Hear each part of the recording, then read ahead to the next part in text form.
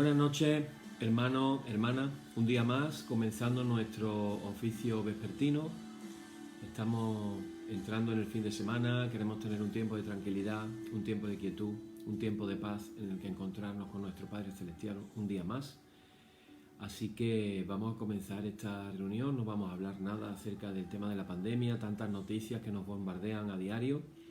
Y lo que vamos a hacer directamente es poner en las manos del Señor esta reunión que vamos a tener ahora. Así que nos ponemos en sus manos orando, diciendo: Padre, gracias por un día más que nos has dado. Gracias, Señor, porque permites que podamos acercarnos confiadamente al trono de tu gracia. Gracias, Señor, porque en este momento nos acercamos a ti con la confianza de que tú te acercas también a nosotros. Señor, queremos alabarte en todo momento, darte gracias, adorarte. Tú eres digno de ser exaltado, Señor. Que en esta noche puedas encontrar en nosotros un corazón dispuesto a recibir la buena semilla de tu palabra. Te lo pedimos en el nombre de Jesús. Amén. Amén, hermanos. Pues vamos a comenzar nuestra liturgia, como siempre, diciendo: en el nombre de nuestro Señor Jesucristo sea luz y paz. Amén. Desde el nacimiento del sol hasta donde se pone, sea alabado el nombre del Señor, sea el nombre del Señor bendito desde ahora y para siempre. Oh Dios, cuyo nombre es bendito desde la salida del sol hasta su ocaso, llena de ciencia nuestros corazones y abre nuestros labios en tu alabanza, para que, como eres bendito con el debido honor por todos los siglos, así sea alabado de oriente a occidente por todas las naciones. Amén. Por tu misericordia, oh Dios nuestro, que eres bendito y vives y gobiernas todas las cosas por los siglos de los siglos. Amén. Ensálzate, oh Dios, sobre los cielos, y sobre toda la tierra sea ensalzada tu gloria. Oíd el resumen que nuestro divino Maestro ha hecho de los mandamientos de Dios. Amarás al Señor tu Dios con todo tu corazón, con toda tu alma y con toda tu mente. Este es el primero y el grande mandamiento, y el segundo es semejante a este: amarás a tu prójimo como a ti mismo. De estos dos mandamientos pende toda la ley y los profetas. Y a nosotros, discípulos suyos, nos ha dado Jesús un mandamiento nuevo, diciendo: este es mi mandamiento, que os améis los unos a los otros como yo os he amado. En esto conocerán todos que sois mis discípulos, si tuvierais amor los unos con los otros. Oremos, hermanos. Señor Jesucristo, sin cuya ayuda nada podemos hacer, vive en nosotros y capacítanos a través de tu gracia, para que, llevando mucho fruto, podamos dar gloria al Padre Celestial. Amén. Hermanos muy amados, reconociendo con sinceridad cuán lejos estamos de haber cumplido fielmente la voluntad del Señor, nos humillamos en su presencia y con un corazón contrito confesamos todas nuestras faltas y transgresiones, con la seguridad de que Él siempre oye nuestra súplica. Y así le decimos todos juntos: Padre omnipotente y misericordioso, la confusión y la vergüenza no nos deja levantar nuestro rostro en tu presencia. Por eso, con humildad y dolor de corazón, confesamos que nos hemos desviado de tu sendero y, como ovejas perdidas, hemos andado descarriados y fuera de tus caminos. Hemos seguido desordenadamente las intenciones y deseos de nuestro propio corazón, hemos roto tus santos mandamientos, además de no hacer lo que debíamos, hemos hecho lo que no estaba bien hacer. Por eso, Señor, ten misericordia de nosotros, pobres pecadores. Perdona, oh Dios, a los que confiesan sus culpas, restaura a los que se arrepienten según tus promesas declaradas a toda la humanidad, en Jesucristo nuestro Señor. Amén. Y el Señor Jesucristo, que tiene la potestad de perdonar pecados sobre la tierra y no desecha al pecador que a él acude para salud, oiga vuestros ruegos, perdone todos vuestros pecados y os conceda su Santo Espíritu, para que vuestra vida sea de aquí en adelante pura y santa, hasta que seáis recibidos en el goce de su eterna gloria en las mansiones del Padre Celestial. Amén. El Señor siempre sea con vosotros. Decimos nuestra lauda número 6, que dice: alabaré al Señor conforme a su justicia y cantaré al nombre del Señor el Altísimo. Aleluya. Te ensalzaré, mi Dios y Rey, bendeciré tu nombre por siempre jamás. Gloria y honor al Padre y al Hijo y al Espíritu Santo por los siglos de los siglos. Amén. Señor, abre nuestros labios y nuestra boca anunciará tu alabanza. Y tenemos ahora nuestra lectura del Salmo diario. Hoy vamos a leer el Salmo número 90, que se titula, es una oración de Moisés, se titula La eternidad de Dios y la transitoriedad del hombre. Dice así el Salmo, un salmo muy famoso. Dice, Señor, tú nos has sido refugio de generación en generación. Antes que naciesen los montes y formasen la tierra y el mundo, desde el siglo y hasta el siglo, tú eres Dios. Vuelves al hombre hasta ser quebrantado. Y dices, convertíos, hijos de los hombres, porque 1000 años delante de tus ojos son como el día de ayer que pasó, y como una de las vigilias de la noche.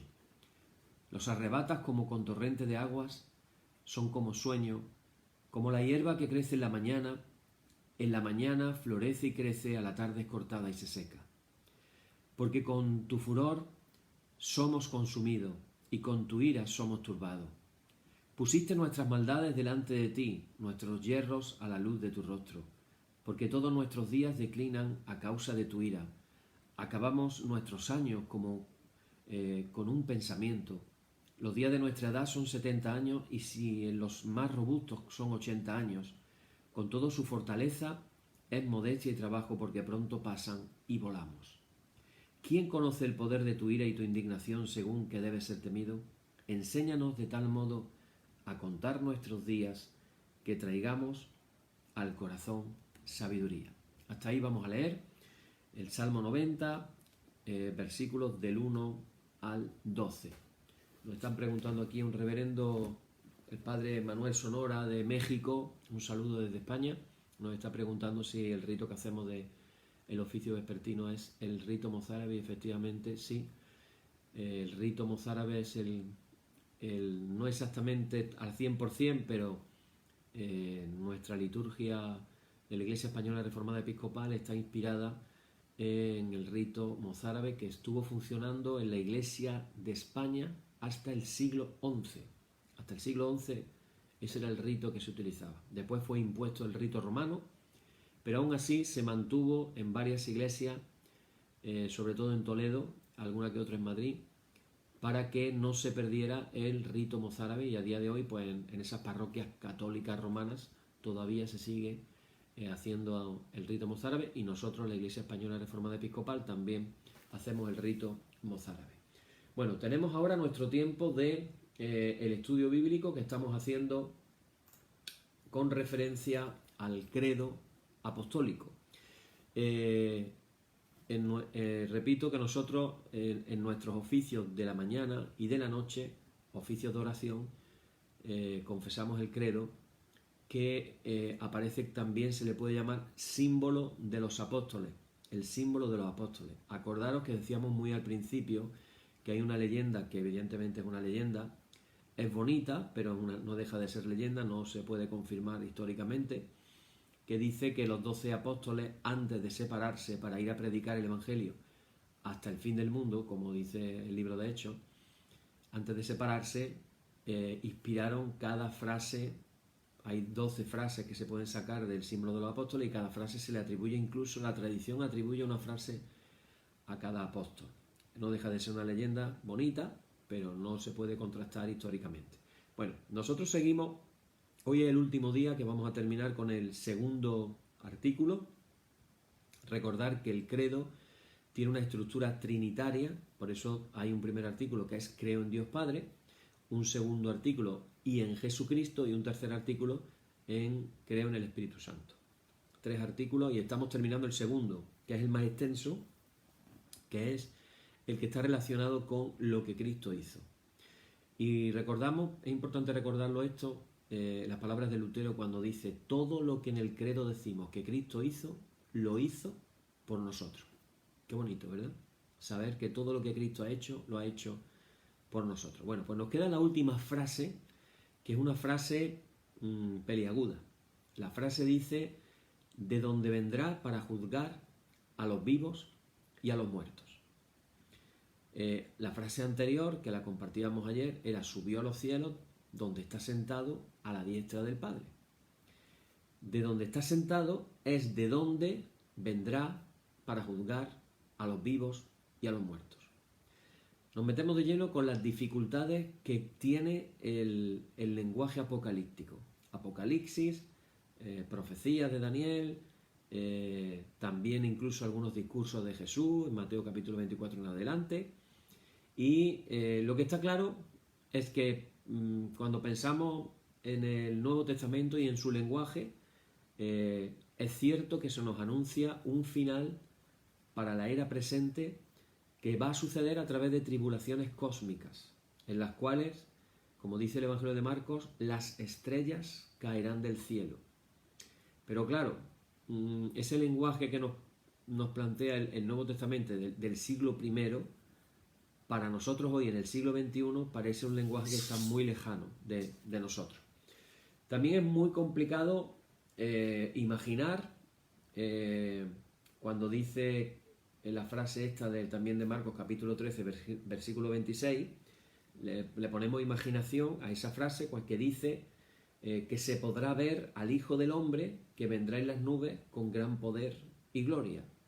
Seguro que si hiciéramos una encuesta y preguntáramos a la gente, bueno, ¿tú qué te imaginas cuando Jesús dijo estas palabras? ¿No? Porque lo dijo Jesús, que el Hijo del Hombre vendría en las nubes con gran poder y gloria. ¿Cómo nos podríamos imaginar eso hoy? Pues igual nos suena igual de peculiar, vamos a decirlo así, la frase esta de juicio de los vivos y de los muertos. Si ya cuando hablábamos de la idea de la resurrección desde un punto de vista histórico, desde un punto de vista, vamos a decir, científico, nos cuesta trabajo entenderlo por la razón, pues imaginaros un escenario, lo que se nos está planteando, un juicio multitudinario, donde van a estar todos los vivos y todos los muertos.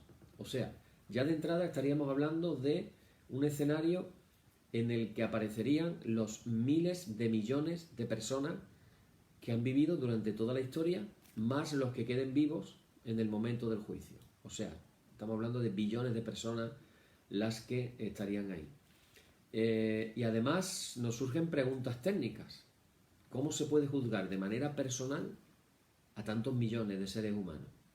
Yo he leído autores que hasta hablan de que debido a esa dificultad el juicio no va a ser instantáneo, el juicio va a durar años, porque hay que juzgar justamente a todas estas personas. Bueno, la primera parte de esta dificultad no nos resulta tan complicada en nuestros tiempos, en el sentido de que la bomba atómica, que precisamente hace unos días se celebraba un aniversario creo que el 75 aniversario de cuando se tiró la bomba en Hiroshima, Nagasaki, etc. Y el sueño de también la crisis ecológica en la que estamos sumidos. Estamos leyendo cada día noticias de cómo se están deshelando en algunos lugares a pasos agigantados. Hay lugares de la Tierra que ya no tienen vuelta atrás en el deshielo. Y ante toda esa cuestión se está planteando desde la ciencia algo así como un fin brutal a la inocencia del modernismo, al sueño de la humanidad que lo ve todo como pensando que el desarrollo nos va a traer cosas muy buenas. Parece que eso ya se ha roto, porque el desarrollo realmente todavía no ha conseguido, por ejemplo, terminar con el hambre. Ahora estamos chocando de pleno con la paralización del mundo a través de una pandemia y desde la ciencia no se nos están aportando soluciones. Esa es la realidad. La Organización Mundial de la Salud nos dice, así en tono esperanzador, que la pandemia va a poder estar controlada en unos 2 años aproximadamente. Bueno, pues imaginaros, si la pandemia empezó en diciembre, estamos en agosto y todavía nos quedan 2 años más, y en estos meses, fijaros lo que ha producido en el mundo, pues ¿qué podemos pensar que va a ser del mundo cuando finalmente, felizmente podamos salir de la pandemia? Bueno, estamos hablando de que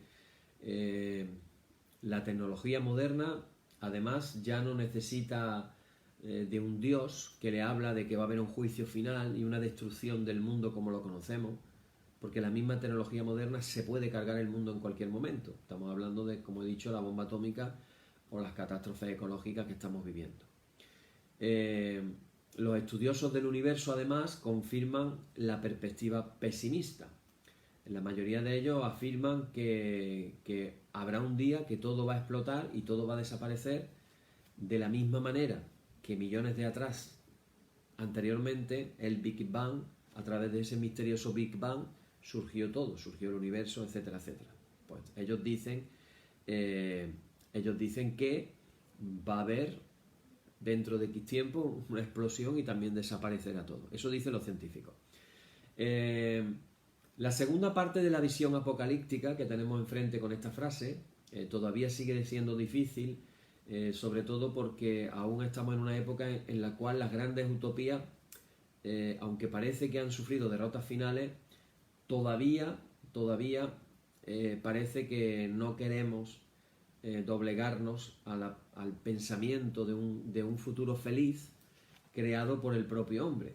Pero la realidad es que lo que estamos viviendo es que el mercado, el consumo, es realmente quien lo gobierna todo.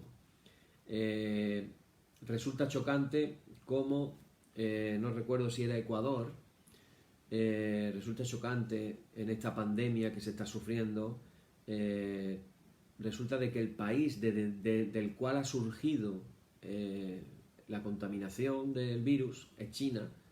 Le estaba ofreciendo a Ecuador 1.000 millones de préstamos para poder comprar mascarillas y medicinas para poder combatir la pandemia en su propio país.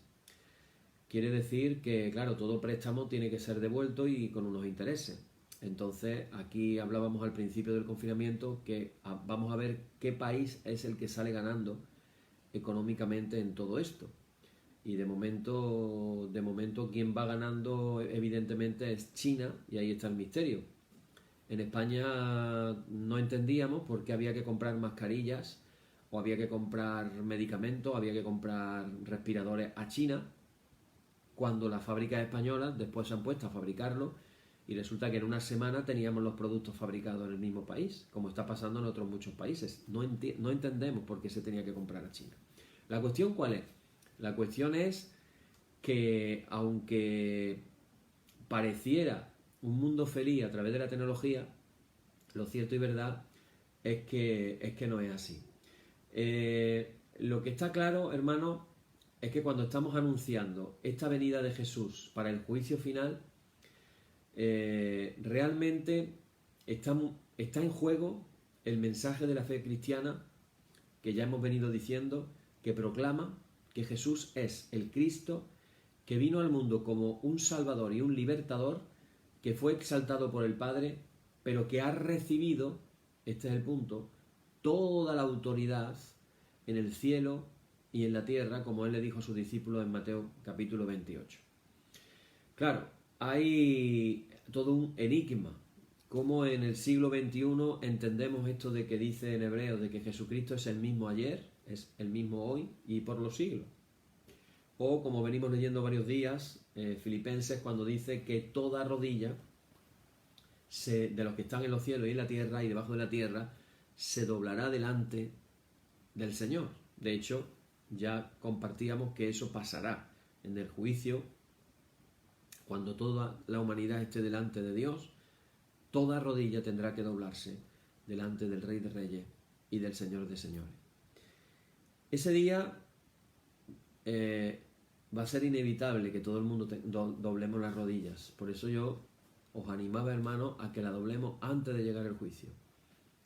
Que dobleguemos nuestra voluntad ante el Señor. Que escojamos la mejor opción, que no es otra que hacer la voluntad del Padre en nuestras vidas. La misma opción que Jesús eligió. Él hablaba que para él hacer la voluntad de su Padre era su alimento diario. Que nosotros hagamos lo mismo, que nos alimentemos haciendo la voluntad del Padre en nuestras vidas. ¿Qué nos habla la Biblia acerca de este juicio? Bueno, pues el mismo Jesús, yo te animo a que tú cojas el Evangelio de Mateo, capítulo 24 en adelante, y vas a leer una serie de, vamos a decir así, de mensajes proféticos que Jesús hace. En esos mensajes proféticos hemos dicho que hay situaciones de eventos dramáticos, que culminarán con la venida del Hijo del Hombre. Jesús, además, para mayor misterio, alertó a sus discípulos acerca de que el fin estaba cerca y dijo palabras tan misteriosas como: la de Mateo 24, versículo 34, que dice: de cierto os digo que no pasará esta generación hasta que todo esto acontezca. No tenemos tiempo para entrar en una exégesis de Mateo 24, pero yo voy a dar una pista nada más. Mateo 24, recordar que tenemos que recordar que, muy importante, la división de capítulos y versículos no están en los manuscritos originales.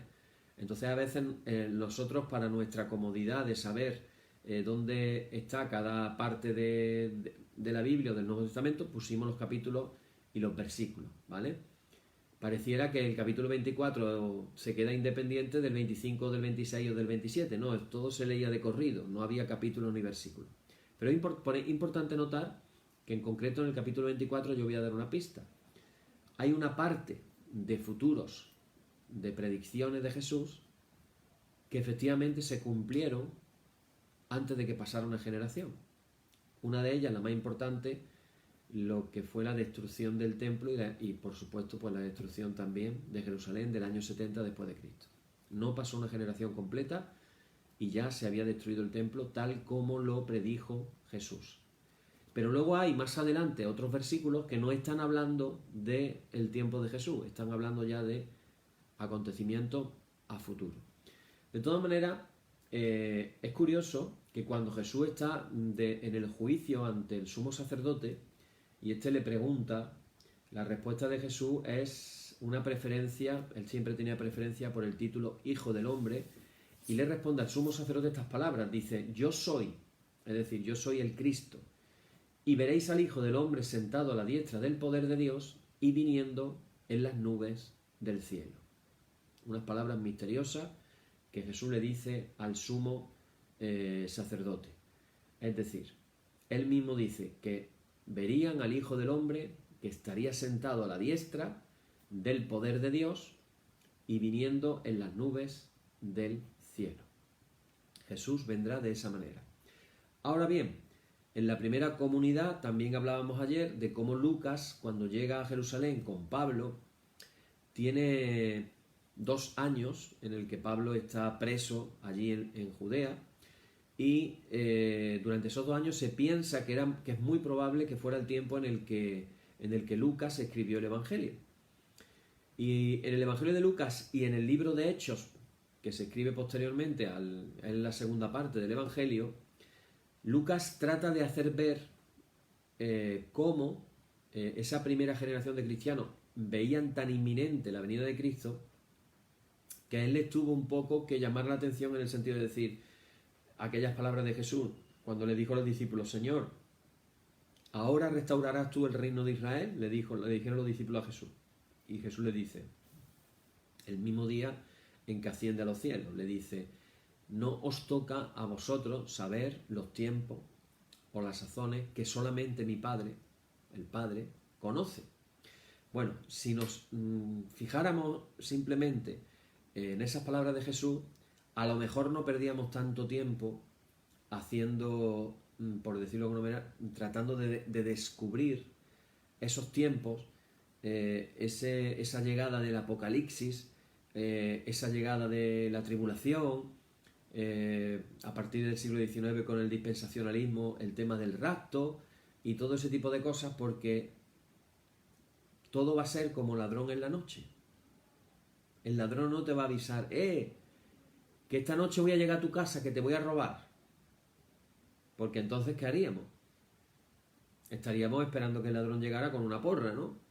Y ahora cuando el ladrón entra le pegas con la porra. Así no va a ser. ¿Y cuánta literatura se ha gastado en predicciones, en interpretaciones? Y hemos visto el Apocalipsis por delante, por detrás, por los lados. Y hemos visto a Daniel y las profecías, y etcétera, etcétera, etcétera, etcétera. Y toda la literatura que, por cierto, se vende muy bien. Tengámoslo en cuenta eso. La literatura acerca de la segunda venida de Cristo es una literatura que se ha vendido muy bien. Hasta las novelas de la serie Dejados Atrás en Estados Unidos fueron bestsellers y se vendieron millones de copias. También hablábamos un día de cómo la Biblia anotada de Scofield también se vendió muchísimo y parece ser que Scofield se hizo hasta rico con su Biblia anotada. Entonces, hermanos, ese no es el punto. El punto es, hasta que Cristo venga, ¿qué tenemos que hacer la Iglesia?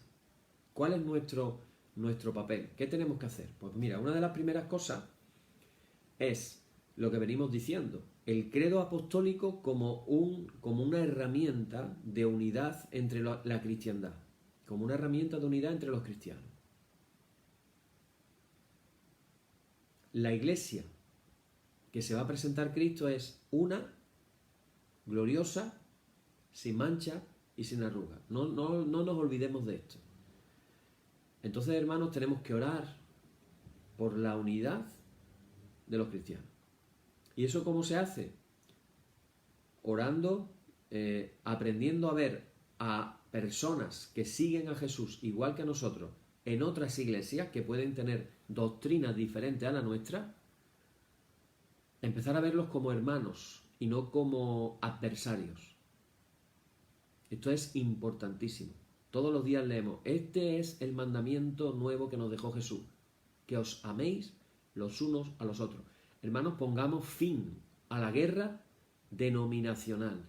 Pongamos fin a la guerra denominacional. Comencemos a amar a los hermanos a pesar de que tengan una visión diferente a la mía. Que por cierto, en la segunda venida de Cristo hay muchas maneras de ver las cosas. Y todas no pueden ser verdad. Esta es la realidad. Y tú puedes creer algo acerca de la cuestión del milenio, los amilenialistas, los premilenialistas, los promilenialistas. ¿Y quién tiene razón? Pues seguro que ahora, si alguien me escucha, va a decir, hombre, la verdadera es esta o es la otra. Sí, pero porque hay diferentes maneras de verlo. No nos enredemos en esas cosas. Los cristianos lo que tenemos que hacer es un poco como Juan el Bautista, preparemos el camino del retorno del Señor. Preparemos el camino del retorno. Bueno, algo que llama la atención, me vaya a permitir que lea unos versículos bíblicos. ¿Qué puede hacer la Iglesia? Fijaros, Mateo 24, versículo 14, dice, y será predicado este Evangelio del Reino en todo el mundo para testimonio a todas las naciones y entonces vendrá el fin. Bueno, aquí tenemos otra pista. Jesús se va a presentar una iglesia gloriosa, sin mancha y sin arruga. Pero aquí hay un condicional. ¿Un condicional qué es? Cuando decimos, si pasa esto, pasará esto otro. Para que pase esto otro, tiene que haber pasado esto. Eso es un condicional. Los que estudian inglés, los condicionales en inglés. Oh my God. El condicional en inglés. Bueno, ¿cuál es el condicional? Será predicado el Evangelio del Reino en todo el mundo. En todo el mundo. Pensemos por un momento. ¿Vosotros creéis que se ha predicado el Evangelio del Reino en todo el mundo? ¿Vosotros pensáis que todo el mundo ha podido escuchar de una manera clara el Evangelio del Reino de tal manera que puedan tener una decisión a favor o en contra de Cristo? Y aquí, hermanos, tenemos que ser honestos. La buena noticia, la predicación del Evangelio del Reino, tristemente damos por hecho tantas veces que la gente lo sabe y la realidad es otra. En mi testimonio yo escuché la predicación del Evangelio del Reino con 15 años. Pero yo llevaba un año entero en un seminario católico, yendo a misa diaria, haciendo oración 3 veces al día, bendiciendo los alimentos, leyendo la Biblia de Jerusalén, una versión católica muy bonita, y la leía horas al día. Una media de 4 o 5 horas al día yo leía la Biblia de Jerusalén, me leía una Biblia de estudio, me leía todos los versículos que venían en las columnas de la Biblia, me leía todos los comentarios que venían debajo, me leía todos los versículos que además venían abajo, así que yo leía la Biblia muchas horas. De hecho, mis compañeros me decían, claro, por eso tú luego sacas buenas notas sin estudiar. Porque, claro, de tanto rezarle a la Virgen, pues al final se te aparece. Eso me decían mis compañeros del seminario. Yo dedicaba más horas a leer la Biblia que a estudiar el bachillerato. Y la verdad, Dios me ha ayudado porque sacaba buenas notas. Estando así, un buen día, un hermano me habló del Evangelio de la salvación. Me habló del mensaje de Jesucristo. Decimos nosotros en la Cena del Señor lo que en la liturgia anglicana de Inglaterra, a esa parte de la Cena del Señor le llaman las palabras,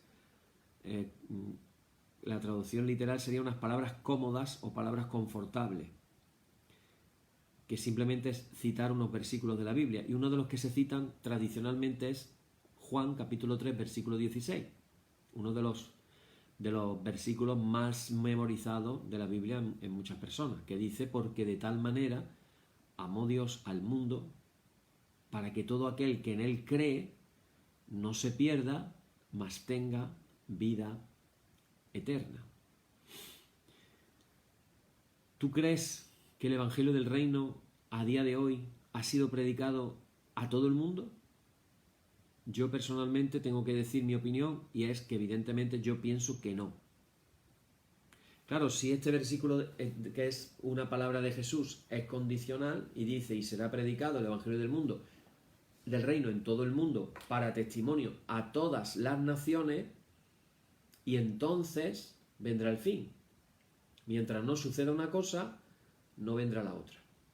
Entonces nos tenemos que preguntar, hermano, ¿no sería interesante tener una gran motivación para compartir el Evangelio del Reino a toda criatura, sabiendo que si la Iglesia hacemos y nos dedicamos a esto, acelerará los tiempos finales en los que por la eternidad, como ya hemos compartido, habrá una resurrección de la carne, habrá un mundo venidero y el reino de Dios no tendrá fin, como dice el credo? ¿Merecerá la pena? Fijaros que curiosamente hay más versículos que podemos leer acerca de esto, pero yo quiero avanzar un poquito más diciendo que se podría explicar que la causa de la longanimidad del Señor, es decir, el tiempo que está pasando desde que se dijo que vendría el fin hasta que venga el fin, se está alargando tanto, realmente no es otra cosa que el amor que tiene Dios por las personas para que no se pierdan, para que realmente tengan vida eterna. La palabra griega parousia, que en el Nuevo Testamento se usa para designar la venida del Señor, la parousia del Señor, se puede traducir por presencia. Con ella se está afirmando que hay una continuidad entre aquel que vino, que ahora está y que todavía está por venir, el llamado Alfa y la Omega, de Apocalipsis capítulo 1, versículo 8. Ahora, hermanos, la presencia del Señor está bajo un ocultamiento. ¿Qué significa eso? Cuando las cosas espirituales están bajo ocultamiento, solamente las podemos percibir con los ojos de la fe, no con los ojos de la razón. Por eso Pablo en una ocasión dice, nosotros andamos por la fe, no por vista. No es por lo que vemos con los ojos naturales, es por lo que vemos con los ojos espirituales. Su poder, el poder de Jesús,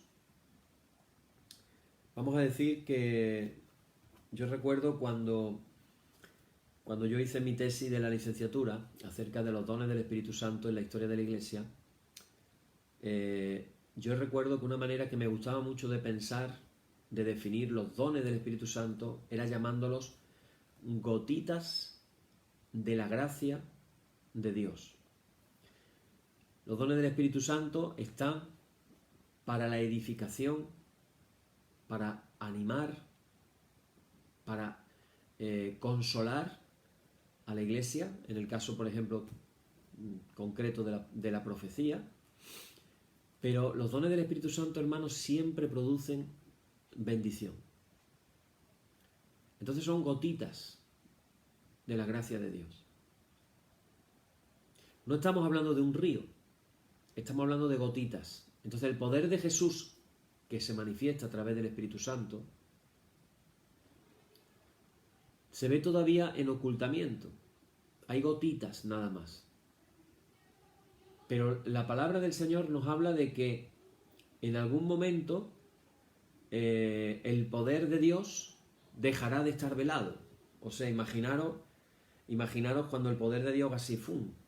Y ya no esté en oculto, esté viéndose y esté activamente combatiendo lo que son, mandándole la rendición más bien a las fuerzas del mal. Estaremos hablando de un reino de gloria, un reino lleno de Dios, de la gloria de Dios.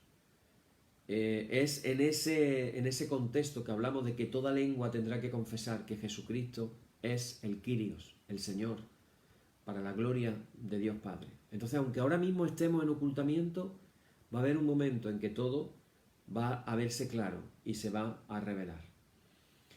Hay diferentes énfasis en el Nuevo Testamento referentes a un concepto que se habla en la teología, que yo lo voy a explicar en un minuto, aunque tiene su historia explicarlo, pero es una expresión que se utiliza mucho en teología, que es, se habla de la continuidad entre el ya y el todavía no.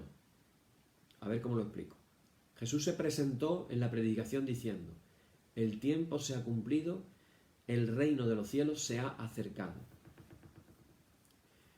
Arrepentíos y creed en el Evangelio. Ese el reino de los cielos se ha acercado sería el ya.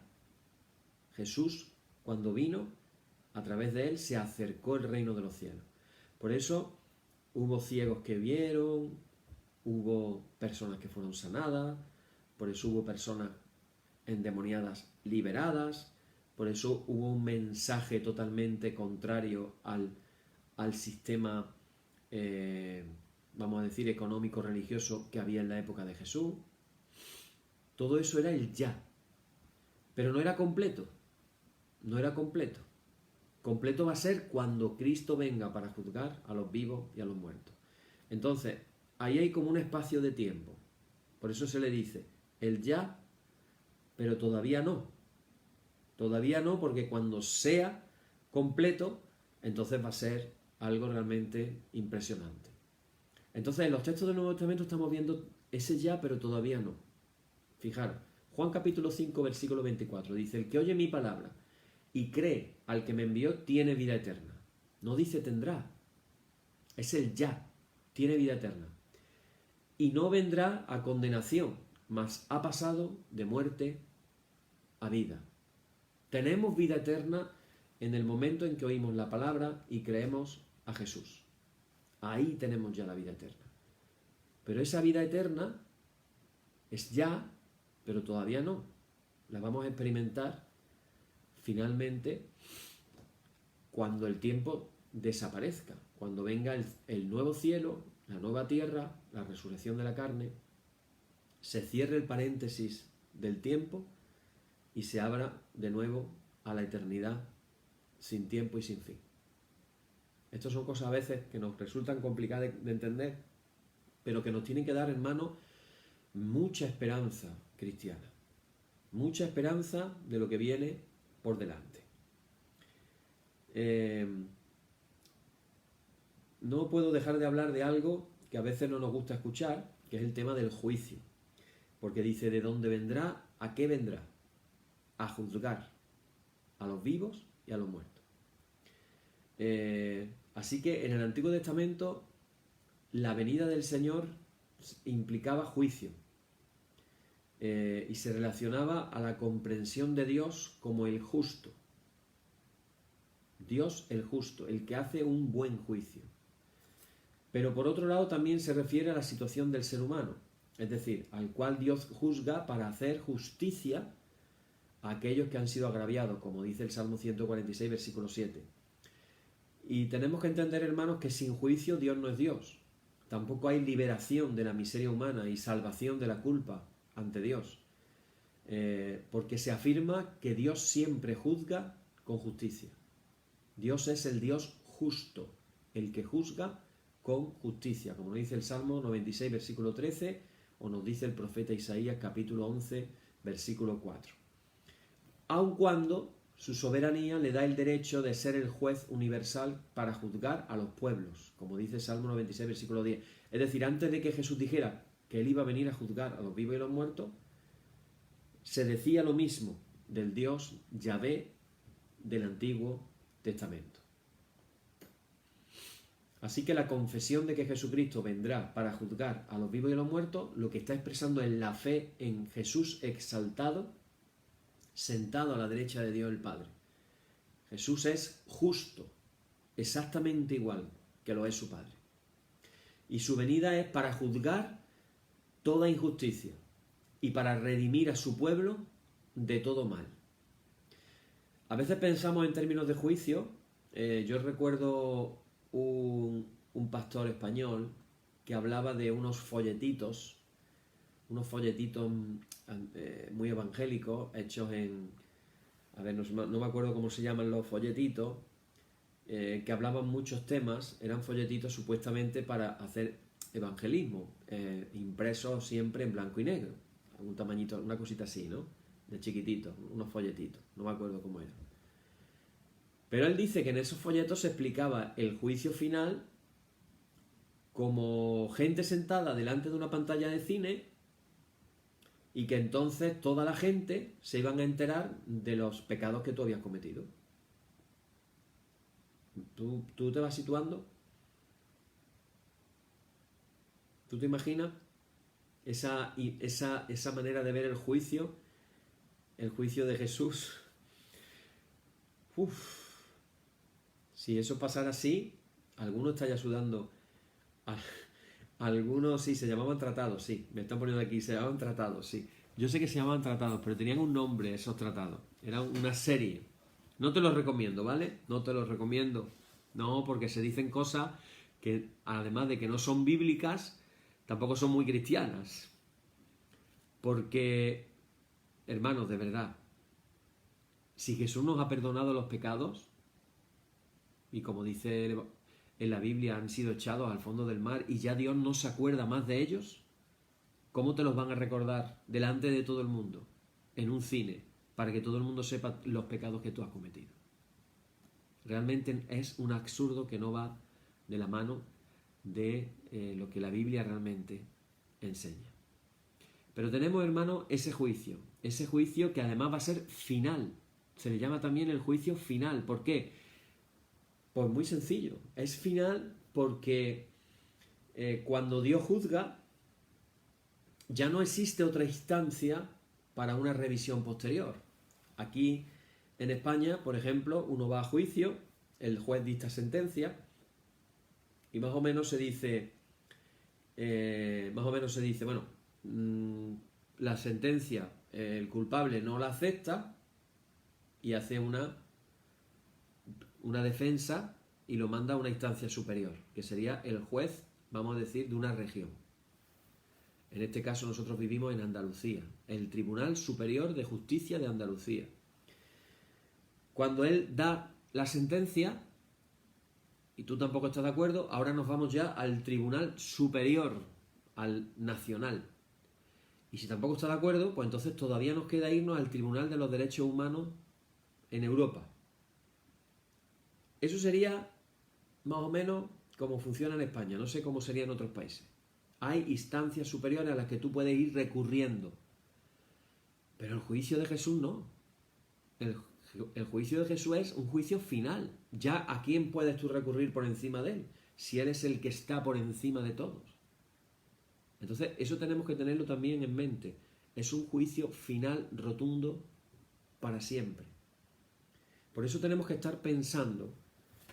No podemos vivir la vida cristiana pensando que vamos a tener un juicio final, pero tampoco se nos puede olvidar. Por eso decía, aquel apóstol decía, ocupaos en vuestra salvación con temor, con temblor, como diciendo,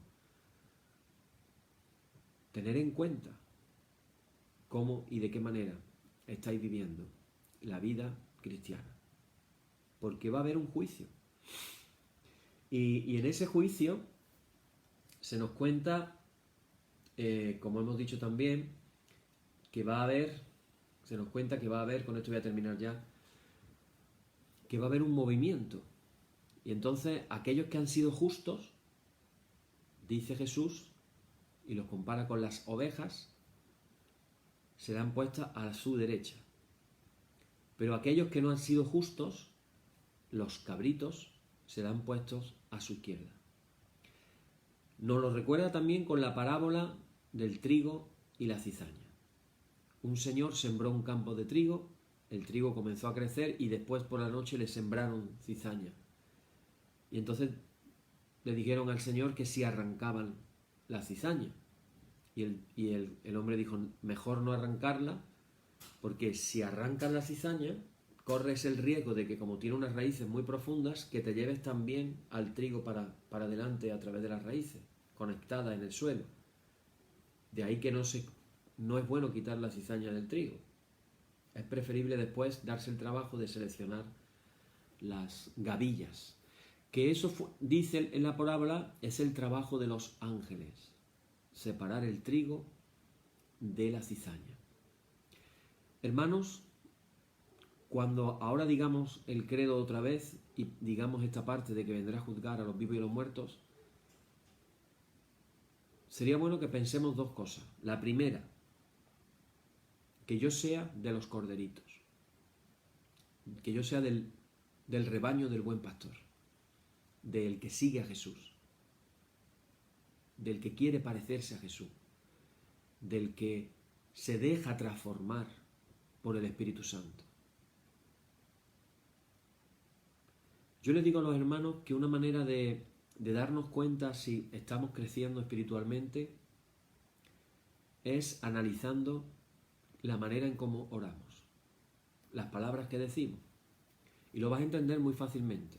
Cuando uno está de novio, uno le dice, imagínate, tú estás de novio, algunos empezaron de novios con 16, 17 años, 15 años, tú le decías unas cosas a tu novia. Después te casas, primeros años, y les dices otras cosas. Y luego van pasando los años y si te descuidas, pues ya en vez de decir cosas bonitas, resulta que lo que dices son cosas feas. O sea, ya la cosa hasta se complica. Tú estás viendo un progreso para bien o un progreso para mal en la manera en cómo nos expresamos. Con la oración pasa exactamente igual. Yo voy a poner un ejemplo. En España, en la época de Franco, sobre todo los primeros años, yo hice el servicio militar en Melilla y conocí allí a un hombre, un varón de Dios, en la iglesia bautista de Melilla. Y este hombre había sufrido ser detenido por la Guardia Civil porque estaban prohibidas las reuniones de más de 10 personas y por supuesto estaba prohibido que se reunieran las iglesias evangélicas. Estaba prohibido. Entonces, ¿qué hacían? Tenían que reunirse a escondidas. Y entonces se iban de noche a los ríos. Eso estamos hablando de los años 50, 60 en España, no penséis que hace mucho tiempo. Y él había sido detenido en varias ocasiones y había tenido que ir a la cárcel. Cuando llega la democracia a España, una de las oraciones típicas en los años 70-80 era: gracias Señor porque podemos escuchar tu palabra en libertad. Es decir, no tenemos miedo de que en cualquier momento va a llegar la policía o la Guardia Civil y nos van a detener. Pero claro, si ahora en España llevamos 40 o 50 años en libertad y resulta que aquella persona que oraba diciendo gracias Señor porque tenemos libertad para escuchar tu palabra, en los años 70 resulta que en los años 2020 todavía sigue diciendo la misma oración, ¿qué es lo que ha pasado? Que no ha habido un progreso en su oración, está repitiendo lo mismo durante 40 años. Entonces, hermanos, de cara al juicio, tenemos que ser conscientes que tenemos que dejarnos transformar por el Espíritu Santo. Tenemos que decirle al Señor: Señor, aquí estoy, cámbiame, transfórmame, hazme como tú, que cada día me parezca más a ti, que cada día piense más como tú, hable más como tú, actúe más como tú. De eso se trata seguir al Señor. De eso se trata ser discípulo de Jesús. Entonces, si estamos en esa postura, podemos vivir con la paz y la tranquilidad de lo maravilloso que va a ser el día que estemos en el juicio final, porque vamos a estar a la derecha de Jesús. Pero si no echamos cuentas y nos da todo igual y vivimos como nos da la gana, pensando que da igual lo que hagamos, que al final Dios es muy bueno y me va a perdonar, pues a lo mejor, hermano, tengo que deciros, no puedo deciros la mentira, os tengo que decir la verdad. A lo mejor nos llevamos una sorpresilla. El problema, ¿sabes cuál es? Y es bueno meditar en estas cosas, hermano. El problema es que el juicio será final y la sentencia será por la eternidad. Ahí ya no podremos decir, ¿y si yo no hubiera hecho esto? ¿Y si yo no hubiera pensado aquello? ¿Y si yo? El ¿y si yo ya no habrá alternativa. Ya el ¿y si yo? No tendrá solución. Por eso, qué maravilloso puede ser, habiendo entendido el Evangelio del Reino, habiendo entendido las palabras de Jesús en nuestra vida, qué maravilloso puede ser, hermano, caminar de la mano de Jesús por la eternidad. Hermanos, que podamos vivir una vida de tal manera que nunca nos tenga que preocupar el día del juicio final, porque sabemos cuál va a ser nuestro destino. Como hemos leído antes, el que recibe mi palabra y cree en el que lo envió, tiene vida eterna. Pero hermano, hay que recibir la palabra del Señor. Tenemos que alimentarnos con la palabra del Señor y tenemos que creer en Jesús. Tenemos que fiarnos de Jesús, de las cosas que Jesús ha dicho y de las cosas que Jesús ha hecho. Y por último decir que con la perspectiva del juicio final también es muy interesante, hermano, que podamos pensar en los que nos rodean. ¿Habrá alguien al que no le hayamos compartido el Evangelio del Reino? ¿Habrá alguien al que poderle llevar una palabra de esperanza con Jesús? Que Dios nos provea, sobre todo pensando ahora en nuestra familia, que Dios nos provea de que nuestra familia pueda, toda ella, encontrar al Señor. Amén. Bueno, pues así terminamos hoy. Hay muchas más cosas que podríamos compartir, pero creo que es suficiente por hoy ya. Y sí vamos a declarar como cada día, vamos a decir estas palabras de: oh Señor, santifícanos en tu palabra es la verdad. Amén. Y ahora sí confesamos nuestra fe diciendo: creo en Dios Padre Todopoderoso, Creador del cielo y de la tierra, y en Jesucristo, su único Hijo, nuestro Señor, que fue concebido por obra del Espíritu Santo. Nació de María Virgen, padeció bajo el poder de Poncio Pilato, fue crucificado, muerto y sepultado, descendió a los infiernos, al tercer día resucitó de entre los muertos, subió a los cielos, está sentado a la diestra de Dios Padre Todopoderoso, de donde ha de venir a juzgar a los vivos y a los muertos. Creo en el Espíritu Santo, en la Santa Iglesia Católica, en la comunión de los santos, el perdón de los pecados, la resurrección de la carne, la vida eterna. Amén. Hermanos, el Señor sea siempre con vosotros. Oremos al Redentor del mundo, nuestro Señor Jesucristo, y con toda suplicación le roguemos que aumente la fe de su Santa Iglesia y le dé paz y por siempre la defienda. Concédenos esto, Dios eterno y omnipotente. Y vamos a hacer una oración especial por la Iglesia en el día de hoy. Oramos todos juntos. Nos unimos en oración para pedir por la Iglesia.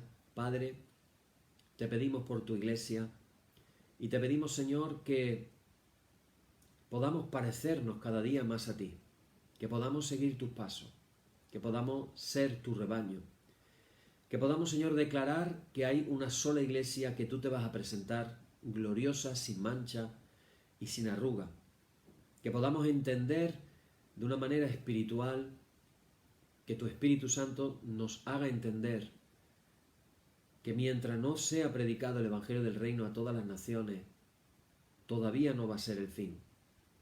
Pero Eso más que darnos tranquilidad, Señor, que nos impulse, que nos motive a compartir tu palabra allá por donde vamos. Que en este tiempo de pandemia, que tengamos la oportunidad de que tú nos pongas gente por delante a la que compartir ese evangelio del reino. Danos la gracia, danos la capacitación espiritual con el poder de tu Espíritu Santo, como se la diste a los primeros discípulos, aquel día de Pentecostés. Que podamos recibir poder, Señor, para ser testigos tuyos en el lugar donde tú nos pongas. En el nombre de Jesús. Amén. Y oramos la oración que el Señor nos enseñó, nuestro Maestro, diciendo: Señor, ten misericordia de nosotros. Cristo, ten misericordia de nosotros. Señor, ten misericordia de nosotros. Padre nuestro que estás en los cielos, santificado sea tu nombre, venga tu reino, hágase tu voluntad como en el cielo, así también en la tierra. El pan nuestro de cada día, dánosle hoy, y perdónanos nuestras deudas, así como nosotros perdonamos a nuestros deudores. Y no nos dejes caer en la tentación, mas líbranos del mal. Amén. Líbranos del mal y confírmanos en tu temor con toda obra buena, oh Trinidad, Dios nuestro, que eres bendito y vives y gobiernas todas las cosas por los siglos de los siglos. Amén. Señor, muéstranos tu misericordia y danos tu salud. Llena a tus ministros de virtudes y da alegría a tu pueblo escogido. Acuérdate siempre de esta congregación y de todas las congregaciones en el mundo, que tú has poseído desde el principio. Oh Dios, purifica nuestros corazones y no quites de nosotros tu Santo Espíritu. Por la tarde, de mañana y al mediodía, justo es, oh Señor, que te alabemos. Señor Dios omnipotente, que de la tarde, la mañana y el mediodía has hecho un día solo y has mandado al sol que conozca su ocaso. Ábrete, rogamos, las tinieblas de nuestros corazones, y brillando tú en ellos te conozcamos como Dios verdadero y luz eterna. Amén. Por tu misericordia, oh Dios nuestro, que eres bendito y vives y gobiernas todas las cosas por los siglos de los siglos. Amén. En el nombre de Jesucristo nuestro Señor, terminemos con paz. Gracias sean dadas a Dios. Amén. Y la paz que al subir a los cielos dejó Jesús a sus discípulos sea siempre con vosotros en toda su plenitud, y la bendición de Dios el Padre Omnipotente, y del Hijo, y del Espíritu Santo, descienda sobre vosotros y more en vosotros eternamente. Amén. Bien, hermanos, pues quedamos despedidos de esta manera en el día de hoy. Mañana, Dios mediante, comenzaremos con el tercer artículo, que nos recuerda que además de creer en el Padre y en el Hijo, también creemos en el Espíritu Santo. Amén. Que el Espíritu Santo os llene de revelación, os alimente espiritualmente y podáis sentir la paz de Dios de una manera especial en el día de hoy y en el resto de vuestros días. Que el Señor os bendiga.